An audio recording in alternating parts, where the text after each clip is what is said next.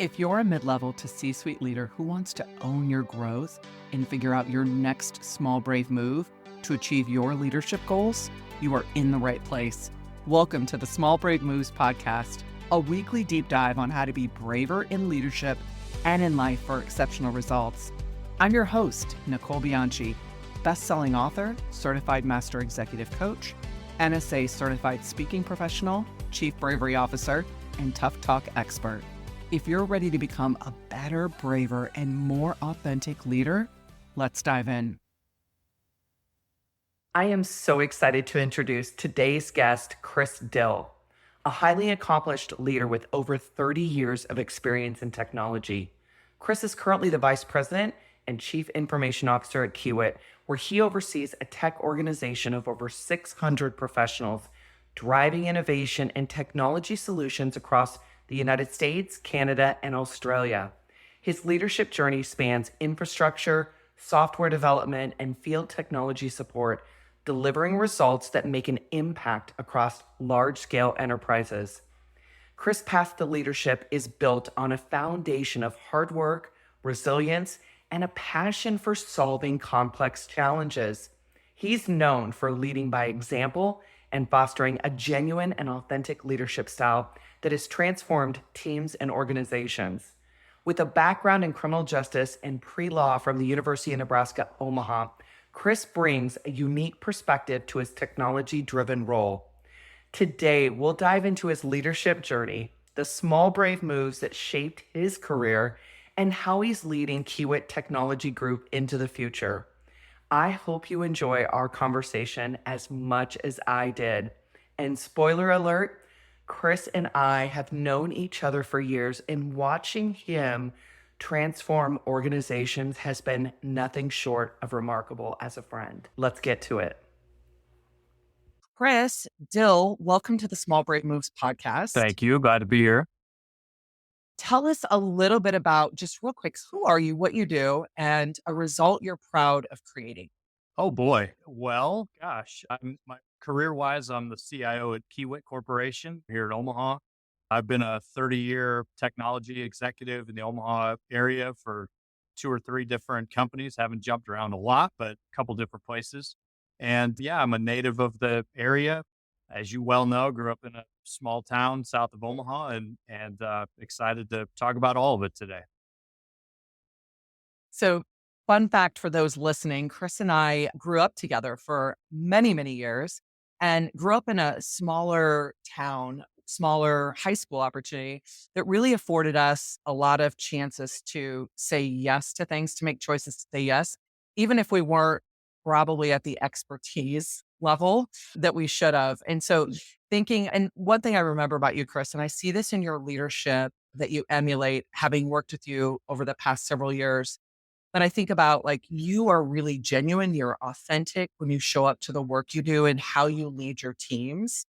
And you're very intentional about that. So when you think about that, I'm curious, what are some small, brave moves you've had to make to show up as your most authentic, genuine self in your leadership role? I appreciate you saying that you see that, because it's certainly what I try to do. I feel like, early in my career, watching leaders that both I thought highly of and maybe some that I didn't think as highly of. The ones that I gravitated to and respected the most were the ones that I really thought were genuine, and you saw the real person when they interacted with you or they spoke to a group.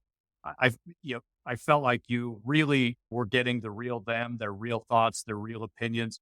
And I would say, most importantly, the truth from them, because people operate best when they have good information and facts and the truth. And so I've tried to be that kind of leader. I try to tell people the honest truth, my real thoughts and opinions, and the facts as I know them.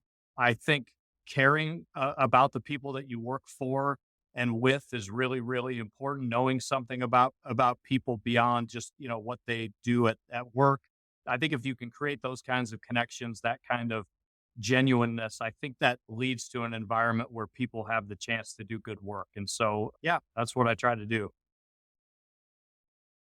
I love that. The Gallup produced a study, your thing made me think of something. Gallup produced a study in January 2024 that talked about One meaningful conversation per week per team member outperforms any other leadership move you can make. And when you just described reminds me of that, the investing in the relationships, the connections, and how important, which my guess is likely from your perspective leads to easier, brave conversations when you do need to have them. I think that's completely true. And I work so hard, and our organization is large. I mean, I've got 650 people in my group, and so it's become increasingly difficult for me to know everyone by name when I see them in the hall. But I try really hard, and when I stop and talk to somebody, I try to not just refer to them by name, but I try to ask them about something that I know about them. How's your kids? How's your car that you're restoring? Whatever those things are, because I really do believe that makes an impact. Listen, I'm no different when I see my boss or other senior executives at the company. Makes me feel better when they refer to me by name. They ask me something about me or my family or whatever. It leaves you with a pretty good feeling, and I really believe that that is a sort of multiplier in terms of getting people positioned to do their best work because they just feel good about who they're doing it with and doing it for and the environment they're in. And so, yeah, I just think that's such a big thing.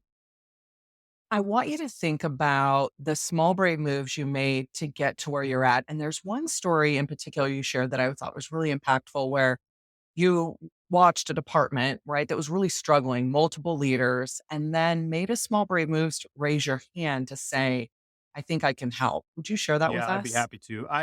So, we all reflect on our careers and the things we've done. I think I made a name for myself maybe the first half of my career, taking on roles that everyone else believed were toxic, poisonous, dead end, because I felt like if I took those on and did an amazing job, that would be, kind of bonus points in my column. That I could make a name for myself as a leader if I could take on the challenges that everybody else viewed as, untouchable. And one of those, the story that I shared with you that I'll repeat is a peer organization. I was leading one organization. There was another organization that would have been a peer to mine. I just watched it struggle for like 3 years. They went through like three leaders in 3 years. Morale was terrible. Performance was terrible, and it was just in a constant state of chaos and flux. And they had lost yet another leader, and I just couldn't take it anymore. And so I went to my boss and I said, "Listen, I just can't watch this play out again. Just let me move over there and I'll take on that organization. And you have my word. I'm gonna get it. I'm gonna get it on the tracks, right?" And he said, "Well, everybody else has tried it. You might as well have a crack at it." Sure. And so he moved me into that role, and I just applied some of the principles we just talked about. I just started building relationships. I started telling them the truth. Hey, here's how this group is viewed. Hey, here's what I've watched from the outside over the last several years and my impressions and interpretations of that. Really honest conversations. I listened to them. They had good feedback about what they thought wasn't working and what we might be able to do about it. And within a year or so, we had it completely turned around, and that group was pretty high functioning. Our performance was much better. Turnover slowed way down, and I it wasn't anything magical that I did. I just dove in and had honest conversations and tried to apply really sound, kind of leadership principles to that group, bring some stability to that team. And people begin to, flourish and do good work when they think they're standing on solid ground and somebody's telling them the truth. And so, yeah, that's one I'm pretty proud of looking back because, like I said, I just couldn't watch it happen again. I felt like because Yeah. if I don't jump in, nobody's going to, and this is just going to perpetuate. So, When I think about the leadership moves you make, I think about the first of the 5 tough talks, the how we work conversation, which is what are those rhythms, rules, and routines so that we can get aligned as a team, right? And really focus on the how of the work we need. And so I hear you articulating what was most important to you. So I'm curious what some of the moves you had the team go through so that they could get aligned, right, on what their agreements, what their rules and routines, so they knew how to give each other feedback or challenge each other or show up as their best selves for each Yeah. other so that you can deliver the what, Yeah. right? The strategy, the goals, and the Yeah, objectives. the first thing I said really early on was, "Here's my expectations for this organization. Here's what I believe we can be and should be. Here's the things that I believe in terms of how we interact with each other, how we interact with our internal customers, and here's my expectation for performance. Now, you team, tell me what you think is a barrier to meeting those objectives, right? And I had great sessions and great conversations, kind of hearing their feedback and their side of it. I think when people feel like they have a voice, they get more invested in the outcome, right? And so I thought that was really important early on, was not only set an expectation, but then talk to them about, are they well positioned to meet those expectations or not? And if not, why not? And what can I do about it? Right. And so I think that built some trust. I think that set the foundation for them to start to feel like they could do good work, and also not be afraid to give me candid feedback. And it wasn't, there was not going to be any punishment on the backside of that. Right. I was going to use it constructively, and not throw it back at them or use it against them or anything like that. And that's just building trust. That just takes time, right?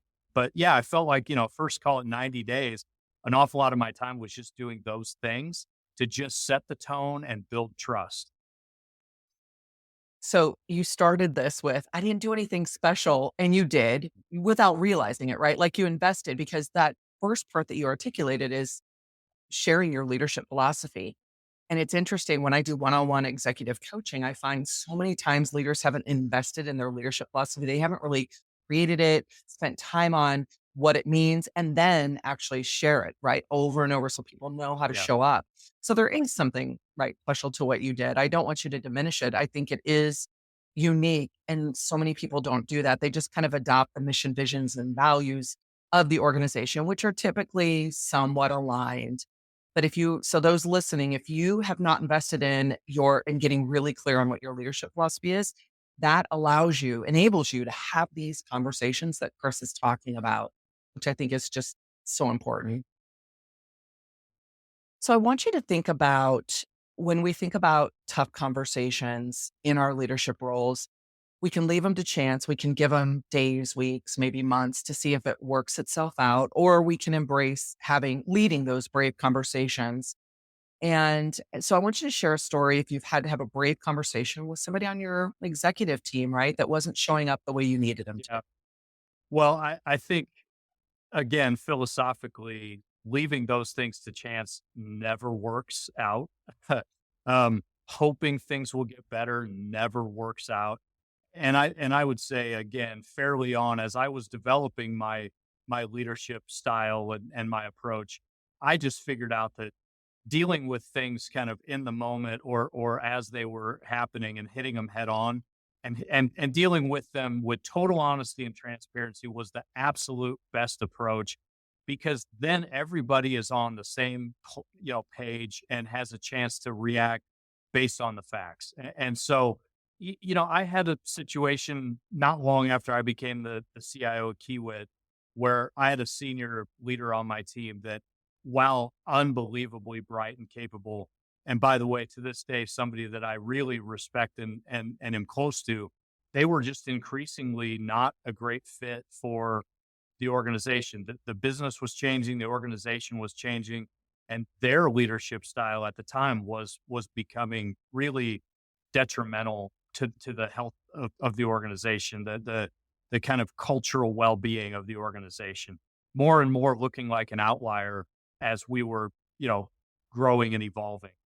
And the only way for me to address that was to sit that person down and tell them. I mean, and it wasn't easy, because I liked them personally, I liked them professionally, I respected their capabilities, but that's only part of it in a role like that, right? Your ability to make connections and develop relationships and trust, and have people feel like they can come to you, is such a big part of being, especially a senior leader. And that was eroding. That was going the wrong direction. And I look back with some pride, because I was able to do that, and deal with that situation in a way that neither of us enjoyed it, but we kept a relationship that has lasted to this day. really healthy, really mutually respectful. And we dealt with a really hard situation at the time, like two professionals. And so that's one that always sticks out in my head. And it was really uncomfortable and it was really not fun, right? Mhm. But it had to happen. And had I just kind of hoped it worked out on its own, it wouldn't have.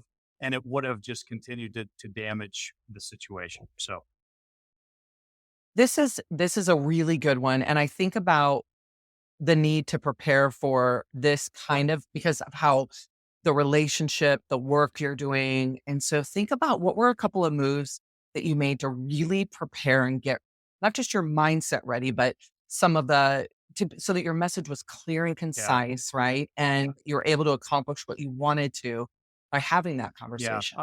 Well, a couple things. I think when I can see a situation like that coming, the first thing I try to do is start to lay the groundwork, start to talk about it with that person. It may not be sort of the final big conversation, but you start to say, "Hey, here's what I'm seeing, right? It's what I think the impact is. Here's what I'd like you to try different." We probably did that for months before we got to kind of the big hard conversation. And so because I think when if you wait until the big final conversation and that's the first time you've had the conversation, oh my gosh, then it's emotional, right? I mean, people can't help but Yeah. react emotionally, and you can't get to the business of what you're trying to talk about because you're just going to have to weed through all the emotion of it. So I always try when I can, I try to start to forecast that I'm seeing issues, and I start to try to talk. And sometimes you can just head it off, and you never get to the big hard conversation, right? Yeah. But I always try to when I'm seeing signs of things, I try to just start talking about it with them and being honest and about my observations.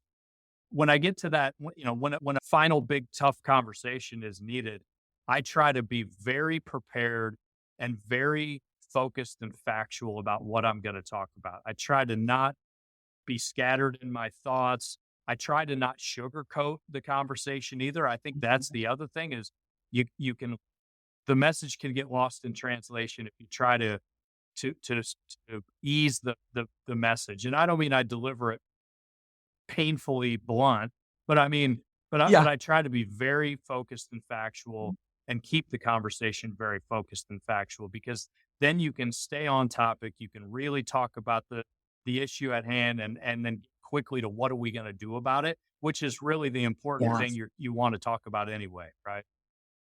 Yeah. So, such a great example of all those conversations leading up of the what's going on conversation, which ends up being sometimes the most awkward of the conversations for people to have because you're seeing these behaviors. You're starting to see either whether it's behavior or a decline in performance, or maybe even the Yeah, relationship. And you don't know what you're going to get back. But I always say your presence is the intervention. Like you asking this question of and starting it by asking a powerful what's going on conversation starter and holding that mirror up for them allows the change to potentially happen. But I also talk about not everybody's coachable, right? Like all you can control is how you show up as the leader delivering this message or asking these questions. You can't control whether they are or not going to do something with the yeah, information. So you may have to move to the being better conversation, which it sounds like after a series of what's going on conversations, you had to move to the being better, which a lot of people wait to your point. I love that you said that. So many people wait and then they're like, oh no, I'm at the being better conversation and they freak right. out, right? Like they're like, what do I do Yes, now? I'm not even sure. And they know when they sit across from that person that they've let that for person sure. down. Again, our shared history. You knew my dad, and my dad had lots of life lessons for me. Some we could say on an That's so, open podcast, and some we can't. But one of them that stuck with me is he was an executive, and he said it's your job as a leader to do absolutely everything you can to help somebody if they're struggling. It's your job. Do everything in your power to help them overcome that, get past it, get better. But when you reach the end of that journey, and if you can say you've tried everything you know and they didn't react, ultimately it's on them, right? And I think what you're talking about when it's like you get to that sort of final, what are we going to do conversation? you can say to yourself, I've tried everything, right? I've coached, we've had multiple conversations about what my observations are, I've made recommendations, right? And if that person doesn't react to those things, you do reach a point where it's like, listen, this is on you, right? I mean, not that Yeah. blame matters because it doesn't, but I've tried everything I know as a leader to help you and you haven't responded. So what are we going to do? Yeah. I love that. And I could see Mike doing that. That's your dad. That's awesome. I so think about most of our listeners are leaders and especially mid-level to C-suite executive leaders who are making their small brave moves or having to lead brave conversations. So think about what's one piece of advice you'd share with them to overcome any obstacles and achieve their goals on getting stronger at it. I always come back to the same things, right? One is I always try to enter every especially tough situation with some empathy. I try to think in advance of how do I think people are going to react to this, right? So that I can it doesn't sound like I'm just, walking in a room and sort of dropping the hammer. It sounds like I've thought through this and I understand the impact that this may have, but we have to talk about it, right? So I try to show a little bit of that empathy early in a conversation or early in a meeting if I know it's going to be a tough one. But then I get right to the honesty. I mean, I think I'm going to sound like a broken record, but I just think that's the only way to do this and do it effectively is be totally honest and transparent with people. Give them the facts because if they believe they've got the facts, they will then try to help you solution what to do about it. If they think you're hiding something or you're only telling them half the story, they'll fill in the rest of the story with their own story, right? And usually that's Yes. conspiracy theories and, stuff that is wildly untrue, but you've left it to their imagination at that point. And so I just think, and I did have to work on it. It wasn't like I, came into the workforce just awesome at this, but I worked on that, right? Walk in, Mhm. state the issue, show a little empathy about it so that they believe you care, and then just get right to the facts. Here is how I see this situation. And then Mhm. open it up for discussion and talk about, okay, now if those things are true, what are we going to do about it? And typically people will react even in the toughest situations. They'll react in a way that they're willing to talk about it. They're willing to maybe help find a solution. Yeah, they don't kind of put up a wall and shut off communication because you've shown a little empathy to it. And I've worked very hard at those kind of key skills over the years, Nicole. And I think I don't know what else I would recommend to people, right? I mean, it just I think if you have those as your foundation, you have a chance to reach good conclusions on even the toughest situations. I think about the tough talk process that we've outlined in the book, which gives you some self coaching. And it was similar to the questions you just asked yourself like, what outcome am I looking for? How am I feeling about it? How are they might be feeling about it? And if there's one thing I want them to know, what is it? And most times I find that leaders are like, well, that I care about them. I care about them. I care about our relationship and I care about the performance and the results. And having this conversation allows them to be able to make a Yeah. choice, right? And not leave it to chance. And going through even that preparation to really pull out of your head what you want to achieve an outcome and then scripting even just some of the points that you want to make so that you can be clear and concise. Listen, when we get into those conversations and it can be very tough sometimes and a little bit emotional, we'll talk in circles or we won't trust silence or we won't end with accountability and action and we miss an opportunity to really land the conversation the way we need to. So I appreciate you modeling for us a process that allows us to prepare for those brave Yeah, for sure. conversations.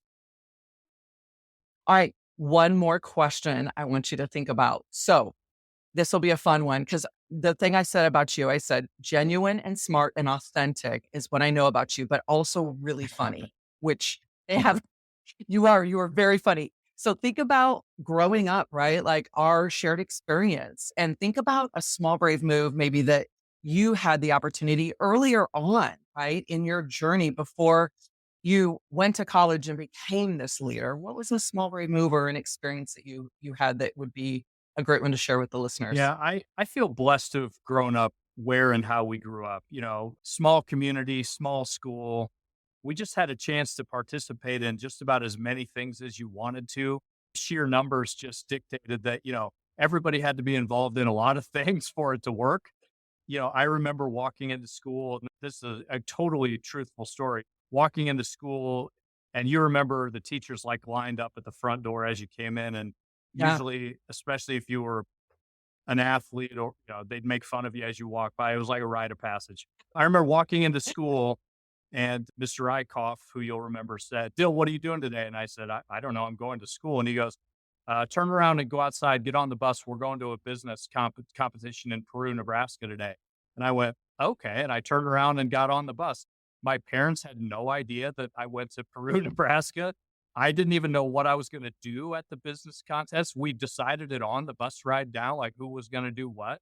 But, that makes me laugh now and cringe a little. If my daughter just, came home and said I spent the day in Peru, I would freak out, but it was just, that was just kind of how we did it, but I think, being brave enough to put yourself out there and just Mm. try things and participate in things that, you weren't totally sure you would be good at, let alone excel at. And I think the environment encouraged that. And that was such a learning thing for me. I think I was less scared getting into my adult years to put myself out there or to try new things, because I had just done it over and over again, whether it be in high school or even, as a younger person, you know, kind of same thing in small town. I mean, you know, farmer would call and say, "Hey, we're going to bale hay tomorrow. Can Chris come and help?" And my dad would say yes. He didn't ask me, he just would say yes. Right. And, Yes. and the first couple of times I mean, I didn't know what I was doing, but I showed up and did it. I just think that set the tone for me as my life went on, to just not be scared to just try things. Right. And Right. and I think professionally that's been the truth. I told the story earlier about going and saying, just please let me move over and take on that department. I can't watch this anymore. I think that, Mm. that's in that vein of like not being afraid to raise your hand and put yourself out there and say, I want to do something different, try something different. Even though I'm not completely certain I'm going to be good at it or successful at it, I Yeah. think I can bring something to that situation, and I'm willing to raise my hand and try. So yeah, I don't know if that's a good answer or not, but that's what I feel like that environment afforded me, was just to kind of have the guts to Yeah. just raise your hand and go for it. Do you remember Jack Of DeMarc? course. Okay, so remember when they started a women's softball team? Like we didn't have a Yeah. softball team. And I think I was a junior or a senior, and I'll never forget Jack was going to be the coach. And I had only ran cross country and track. I wasn't allowed to play sports that involved any sort of coordination of equipment. Okay. I ran. And I'll never forget him saying, "Nikki Geese, get over here. You're going to play softball now." And I was like, "Oh, okay." So he threw a softball bat in my hand, like gave me a glove. And I was like, "But I don't do this because I'm not coordinated." I mean, I knew I was not coordinated by this age, even though I would really try. And he's like, "But you're fast. You're really, really fast. And I can use that." And he saw something inside of Yeah. me that I didn't see. Right.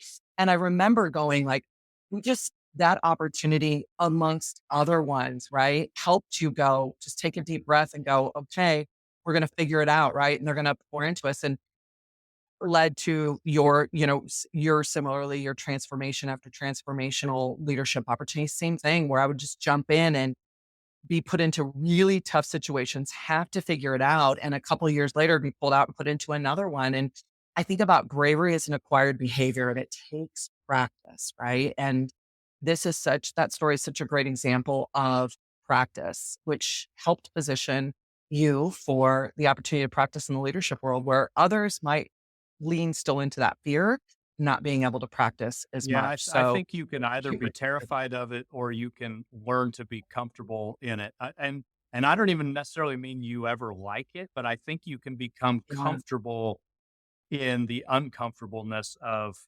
Mhm. needing to do small brave things in your life, right? I mean, and I do think our shared background, you know, lent itself to helping condition us to some of that. So Mhm. All right, final question. What's your next goal for yourself and your leadership journey?